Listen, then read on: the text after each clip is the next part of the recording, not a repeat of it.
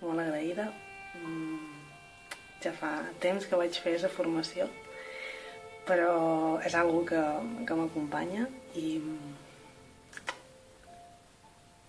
sento això agraïment, un agraïment profund. I sent que això vaig poder connectar amb la meva fieta interior i la vaig poder mirar als ulls i això em va donar molta pau. Això, la vaig poder acompanyar i